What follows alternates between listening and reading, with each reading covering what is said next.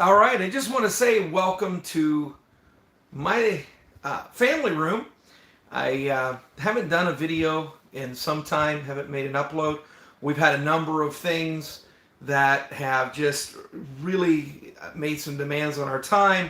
Health issues with my father, just a need to take some family time. We got away, and then just busy with the food business and our the food truck operation.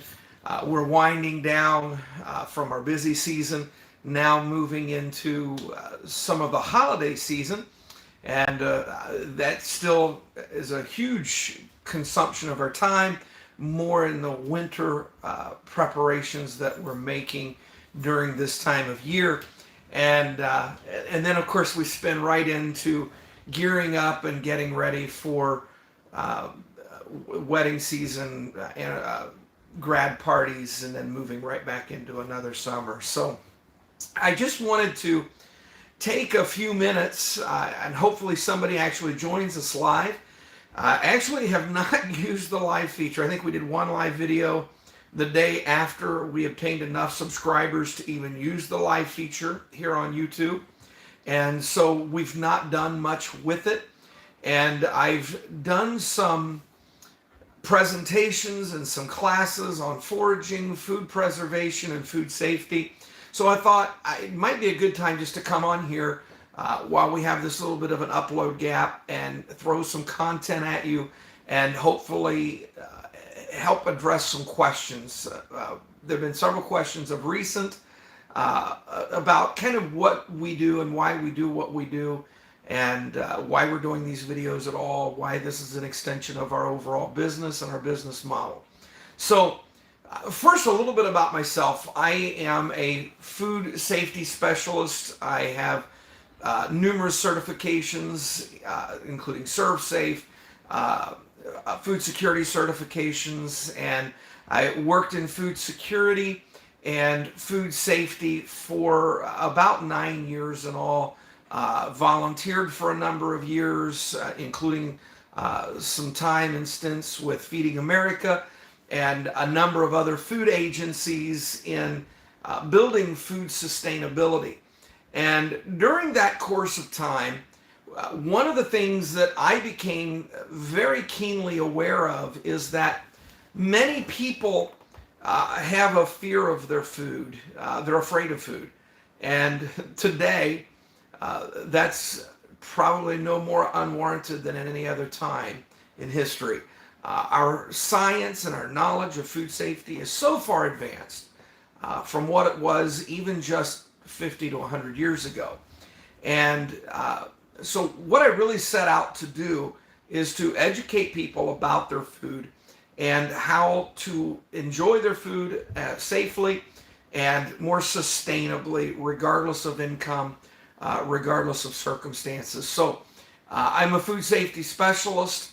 I am a classically trained culinary professional, and I have won numerous awards, specifically in the area of food preservation using smoking foods, barbecue, etc. And so what I really enjoy, and as a hobby, I practice numerous crafts of the bushcraft and the bushcraft community in the outdoors. I practice foraging and food sustainability, and on a very broad spectrum. And so you'll notice most of our videos, many of our videos, talk about foraging, wild food and edibles. We also talk about food preservation and safely preserving food, whether we're talking about fermentations, we're talking about canning, we're talking about dehydration, we talk about food storage. So there's a lot of different information that we cover. And today, what I really wanted to talk about is dehydration and the power of dehydration to bring sustainability to our tables and the foods that we eat and enjoy. Whether you need to sustain your foods for a weekend camping excursion, an overnight in the woods, or you need to make your food last for days, weeks, months in the event of a crisis or an emergency, Dehydration is probably one of the most sustainable and probably, if done right and done well, one of the safest ways for you to preserve your food. And this video is not going to be a meet all questions, address all questions regarding that, but I want to talk about why we address dehydration. Dehydration has been in use for thousands of years, and it can be used to preserve everything from meats to vegetables and wild foraged edibles. So some of my favorite sources of dehydrated food, and we don't typically think of these as dehydrated foods or sustainable food sources, but potatoes. Potatoes is one of the easiest to dehydrate and one of the most sustainable foods to dehydrate. If you don't want to do the dehydration yourself, this is an excellent food pantry item that you can purchase. And the potatoes in this box, the potatoes are packaged separate from the other ingredients. So what we have here is a scalloped potato instant box mix. It has a stamped best by date. Now, I bought these on a bargain buy from a bulk sale outlet that sells products that are at or perhaps even past their best by date. And I know this scares a lot of people. That best by date, especially on dry goods, means nearly nothing. Now, the USDA, the FDA, our government tells us that we can continue to safely consume this food for up to 2 to 3 years past those dates on the box. That box date is really primarily about flavor, quality control. It's about known variables in the way the food's handled, processed and stored and maintained. So one of the first things I do when I get some of this product is I remove it from the box. And I want to somehow store this in a way that's more sustainable. In the box, those potatoes are probably sustainable for 2 to 5 years. I wouldn't be afraid to use those for as long as 2 to 5 years from my pantry.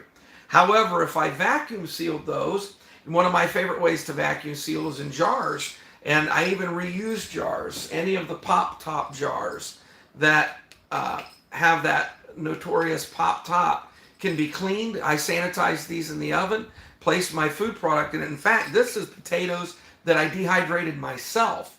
So I dehydrated these potatoes in a commercial oven, and to do that safely, I just set the oven at 175 degrees, and I laid these out on a drying rack in the oven.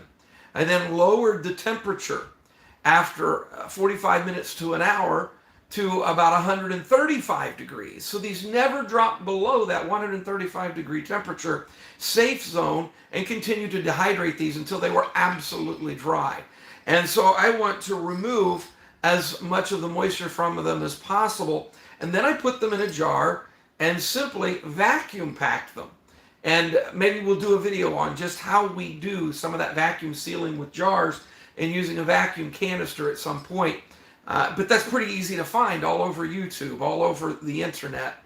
And so those are potatoes that are equal in quality and taste to these potatoes. In fact, I think these taste a little better. These were cooked potatoes.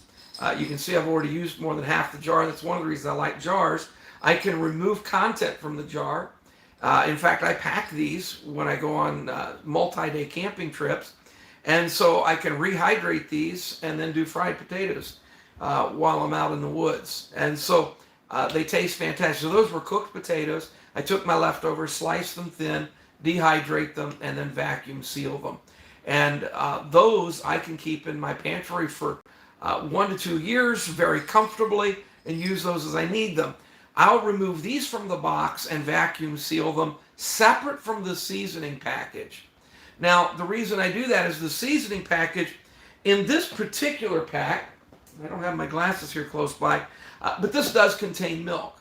So anytime a dry product contains milk, eggs, or other fat content, that's going to reduce the shelf stability, and that's going to increase the risk for that product to go rancid. But that's primarily the dry seasoning and flavoring product because of the milk and the fat content in that dehydrated product. I would simply store that separate from the potatoes, and the potatoes are very sustainable. So one of the tips that I would share with you is to keep your eyes open for those special buys, or opportunity buys, I call them. I do a lot of shopping with some food warehouses that allow me to buy large bulk quantities of food supplies. Here's another potato example. These are a dehydrated and seasoned potato. And this product, again, contains milk.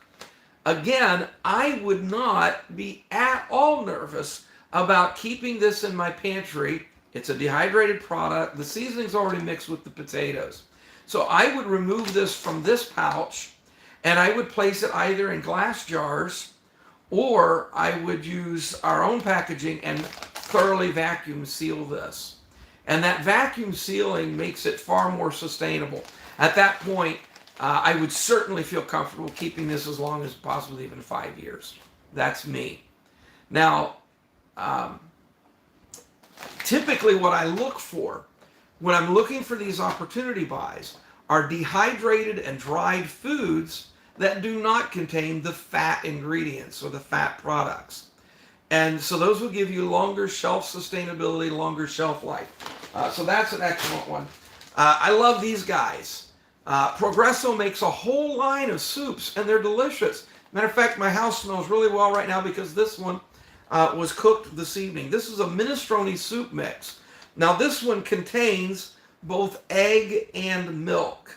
Now if the egg is freeze-dried, it has a much longer shelf life and sustainability. And that's something else that you might want to explore, and I would recommend that. Explore options of freeze-dried fat items. You can acquire freeze-dried egg, freeze-dried butter, milks, cheeses, all of that. And that gives you a very sustainable dry goods source that you can add to your pantry. Now, this should not only be interesting to you as a prepper or someone trying to keep emergency food and sustainable food on hand, but as a backpacker, as a camper, dehydrated food is one of the very best ways for you to pack large caloric content food items into the woods with very little weight. Another one of my dry food favorites, and some of you probably attended my presentations where I teach over the fire dehydration of meats. And but one of my favorites, and actually just developed an interest in biltong. This is another one of my opportunity buys. $5.50 for almost a half a pound of dried beef. This is biltong beef. Biltong beef is cured and dried. It does have, if it's vacuum sealed, about a 2-year sustainable shelf life. That's according to our government. I would feel comfortable keeping it much longer than that. And so, especially if it's packaged with oxygen absorbers and it's kept dry. So this is a very dense meat product. This doesn't require rehydration, but you can throw a few slices of this with those potatoes into your camp pot or into my little Stanley cook stove, and I can make a nice soup with some meat and some protein, and it's very easy to use. Another one that I like to keep on hand is summer sausages. This is another opportunity buy. I actually picked these up for $2 a pack, and these were well within date. And I'm going to keep them on hand for at least a year past the best buy, even for a cured meat product. And I'm going to feel comfortable doing that. And I know some will jump on. They'll disagree. That's okay. I'll probably be eating better than you when the peanut butter hits the fan. So my own dried meat, this was actually dried over a campfire. And if you've not attended one of my presentations, you can do that. We'll be at the Old School Survival Boot Camp again in the upcoming year. A lot of our local bushcraft gatherings, I try to make those. But that is a very sustainable, very dried meat. Now, typically I'll dry this until it's literally cardboard dry, pulverize that into powder, and I'll make a beef powder. And once that beef is powdered, then I can I can vacuum seal that, I can vacuum pack that, and it's shelf stable for several years. And I can put that away. I can use that then to make a number of things, or just to add it as a powder into my soups for sustainability. We dehydrate a lot of our own products. I dehydrate green beans, is one of my favorites. You can take leftover green beans. They're already seasoned. They've been cooked on the stove. Now, my recommendation is that you not season any green beans you plan to dehydrate. Do not season them with fats for the already stated reasons.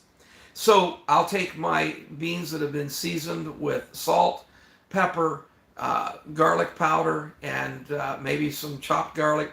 I'll throw those on a drying rack in the oven and dehydrate them until they're literally, I could turn them to powder, and I have. And so I'll create vegetable powders, because I can add that to my coffee. I can add that to my teas. I can add that to my soups. And the shelf sustainability, once it's been vacuum sealed, is nearly indefinite, but absolutely 2 years. So in this jar, I've got some kale. I love using kale. I love dehydrating kale. It tastes as good rehydrated as it did when it was sealed in the jars. So I dehydrated this over a campfire, actually, this last summer during one of the Bushcraft gatherings where I demonstrated. I dehydrated this kale. We then packed it into jars when we brought it home and vacuum sealed that. So 2 to 5 years, as much as 10 years sustainability. And this is a dried pepper blend. These are all sweet peppers. And that's dried, dehydrated, and then vacuum sealed. Excellent way to save that. This one is actually a tea blend. This is an aster tea blend, excellent for cough and cold season, and helps to mitigate mucus and phlegm, and reduces coughing and sore throat. It's made with a variety of asters that have been dried and then vacuum sealed. 2 to 3 years sustainability. So we freeze dry because of the sustainability opportunity. And so look for opportunity buys. Make those opportunity buys, get that product home, and vacuum seal it as quickly as you can to increase your shelf life and your sustainability. Now, I said I was going to share with you a new camp piece of kit that I picked up over the summer. This has become one of my favorite pieces of kit. And I just want to demonstrate quickly for you kind of how I pack. So if I know I'm going out for a 3-nighter, this pack item is super. This is by Opossum Pouch, excuse me, Opossum Pouch. You can go to their website, oppossumpouch.com. Jay Hercules is the craftsman that produces these. He has a line. I have a number of his items in my kits and my bags, and I buy his products for a reason. They're durable, they're well made, and they're very practical products, as I'll demonstrate here. So in this one, I have one of my jars. So I like these small jelly jars. This is celery. This is just dehydrated celery. I packed it and vacuum sealed it. And then in one of these canisters, I have dry milk. The dry milk is always in my Opossum Pouch camp pack or camp pantry. And I think that's what he calls this. I think he calls this a camp pantry pouch. It's designed to hang on your pack and allow you to carry these tins of ingredients. And so this is a screw top. It does have a seal inside. I've actually used silicone as a more sustainable seal within these. And in this one, I just have dry milk. I use dry milk a lot. It's a great way. It's very lightweight, very shelf sustainable, and packed like this, it's going to stay dry. I can carry it with me camping. That can be used in my coffee, and I'm also going to use it in ingredients in the recipe that I'm going to share with you here right now. And in this tin, I have kale. So I have dry milk, and I have kale, and then I have dried potatoes. This is a little more than a cup and a quarter of dried dehydrated potatoes. And then I have another tin that has this dried celery, onion, and ramps. So dry celery, onions, and ramps. So equal amounts of dried onions, celery, and ramps, potatoes, kale, and then I'll probably only add about 2 tablespoons of the milk. And then I'm going to add 3 cups of water to that. And I have instant potato soup when I'm camping that literally weighs just ounces and packs away neatly in these tins. And I'm carrying a full pot of potato soup in that. Now, there's 2 more cans of potatoes in here. I like the dried potatoes. Dehydrated potatoes are fantastic. They're going to pair very nicely with my summer sausage. And I can make a nice zesty skillet of fried potatoes and sausage in the morning. And the good thing is that most of this is dehydrated. So literally, I don't know what do we have here. So about 8 ounces of sausage. That's enough for 2 or 3 meals. And then I have 2 tins of potatoes. That's another 2 meals. Literally, those potatoes don't even weigh 3 ounces. So the weight value versus the caloric value of my dehydrated goods is exponential. So now another tip, I purchase the pasta products that it's not uncommon, especially these opportunity buys, if you shop at bulk and salvage food stores, you can get products with flavor packets. I also use dehydrated cheese. In fact, I just purchased some bulk dehydrated freeze-dried cheese. And that's fantastic. It has a great shelf life. And I can pack it into these tins, and I can pre-plan my recipes and pack them in the Opossum Pouch pantry and carry those with me into the woods. And so this just adds onto the outside of my pack. It's very lightweight, and I can carry several days of key ingredients, and then I can forage and add to that as well. So now I use a lot, and I don't want to get in too much into the nutrition, but I use a lot in the dehydrated world. The dehydrated spices and seasonings such as onion, celery is fantastic. The potatoes are extraordinary just all by themselves. But when you start adding ramps to that, and you start adding dehydrated onion to that, garlic powder, all of those, and that's another thing. Actually, one of these tins of potatoes actually already has salt, pepper, and onion added to it. So I've already added everything I need to this little tin of potatoes, so that all I've got to do is add the 3 cups of water, the other ingredients, and I throw that into a pot, and I bring it to a boil, then set it off to the side of the coals and let it simmer. And maybe simmer for 20 to 30 minutes, and that's going to be fully rehydrated. And so this is just a very simple way, very easy way for you to carry into the woods fantastic ingredients that I dehydrated myself. I love the dehydrated celery. We have a neighbor that gardens, and he gave me celery. I have jars and jars of dehydrated celery. Adds a tremendous amount of flavor. He also gave us lots of peppers, so we've dehydrated lots of mixed peppers, and you can see the vibrant colors, the greens and the reds. That adds just a beautiful texture, and actually there's some of those in one of the tins with the potatoes. So I'll have peppers and potatoes one morning for breakfast with summer sausage. And so that adds a lot of color, and that alone can lift your spirits. So whether you're talking about camping just to get out and enjoy the outdoors, or if you're in a situation where you've got to grab your go bag, because I have some of this already pre-packed, I can grab this and be ready to carry dehydrated ingredients with me because I'm using dehydrated ingredients. And that's another reason to consider dehydration. It's a whole lot easier to carry enough food for 7 to 21 days on your back if it's dehydrated than it is to carry it if it's in cans and jars and weighs pounds. Now, the one question I want to answer, and I know this video is going a little bit longer probably than even I expected. I had hoped to do this in 15 minutes, but I'm pretty wordy, as you can tell. But one of the myths about dehydrated foods is this, and I'll go head to head with anyone that chooses to try and disagree with me on this. If you disagree, you're just wrong. The science doesn't bear it out. With the exception of a couple of vitamins, Dehydrating your food does not deplete its nutritional value. Mark that down. It does not deplete its nutritional value, with the exception of a couple of vitamins. I believe they're C and K. And as you know, there are plenty of other sources around us for those vitamins, pine needles all year long, all the vitamin C that your body can consume.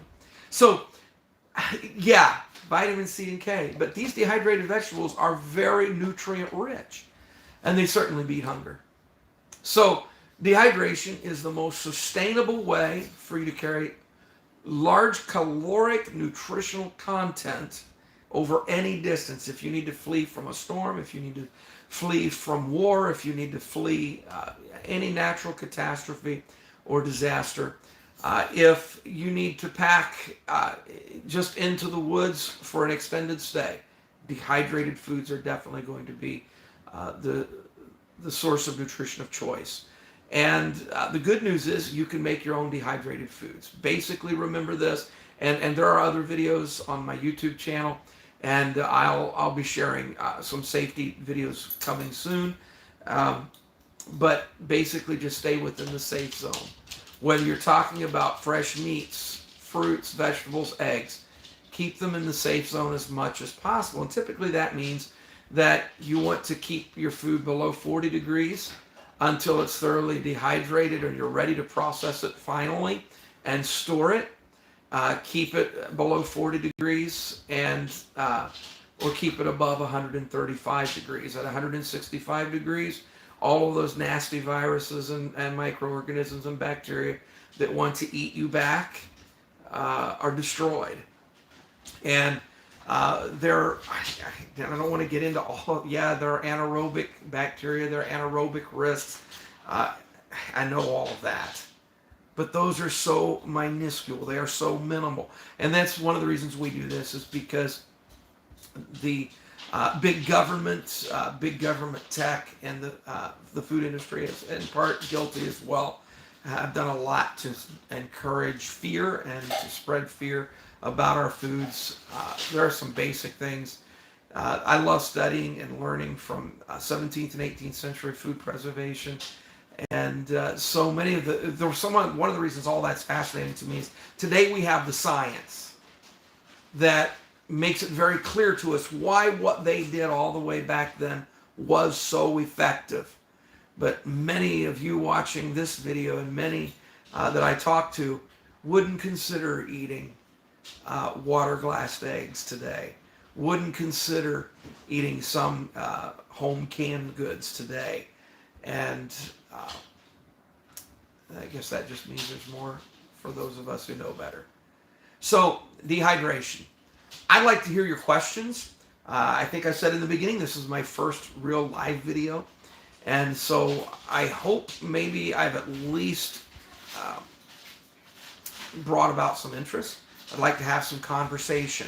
And so make comments, share. If you've not already subscribed to the YouTube channel, click that subscribe button.